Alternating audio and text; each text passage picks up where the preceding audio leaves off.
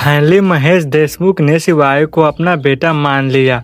अब रुद्र का गुस्सा पहुंचा 7वें आसमान पर। सीरियल की कहानी में आखिरकार वो पल आ ही गया जिसका सभी का इंतजार था। महेश देशमुख पूरे परिवार के सामने शिवाय को अपना बेटा स्वीकार कर लेता है। यह सुनते ही शिवाय की आंखें नम हो जाती हैं और वे अपनी खुशी रोक नहीं पाता। शिवाय कहता है जगदात्री अगर उसका साथ नहीं देती तो यह दिन नहीं आता। महेश देशमुख भी इसका पूरा बदलाव जगदात्री को देता है। लेकिन जहां एक तरफा घर में खुशी का माहौल है, वहीं दूसरी तरफ आरती और रुद्र गुस्से से तिलमिला उठे हैं।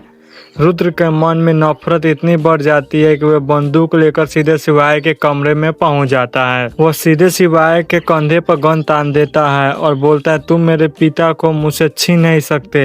लेकिन शिवाय बिना डरे जवाब देता है बिना डरे बोलता है मैं पहले भी बंदूक से नहीं डरा था और अब भी नहीं डरूंगा। तभी सही समय पर वहां जगदात्री पहुंच जाती है और वह रुद्र के हाथ पकड़ के कड़ी चेतावनी देती है। रुद्र को वह साफ साफ कहती है कि शिवाय हम महेश देशमुख का बेटा है और अगर उसने दोबारा ऐसी हरकत की तो इसकी बड़ी कीमत चुकानी पड़ेगी। जगदात्री की सख्त चेतावनी के बाद रुद्र को वहां से खाली हाथ लौटना पड़ता है। इसके बाद महेश देशमुख पूरे परिवार को साफ आदेश देता है कि शिवाय और जगदात्री की शादी इसी घर में होगी। इसके बाद महेश देशमुख पूरे परिवार को साफ आदेश देता है कि शिवाय और जगदात्री की शादी इसी घर में होगी और कोई भी शादी का रुकावट डालने की कोशिश नहीं करेगा। अब घर में मेहंदी और संगीत की तैयारी शुरू हो जाती है। बाहर से सब खुशियां भरा दिखाई देता है, लेकिन अंदर ही अंदर आरती और रुद्र एक नई साजिश रचने लगते हैं। दोनों फैसला करते हैं कि शादी तो हो जाने देंगे, लेकिन उसके बाद शिवाय और जगदात्री की जिंदगी तबाह कर देंगे। अब देखने वाली बात होगी क्या रुद्र अपनी नई चाल में सफल होगा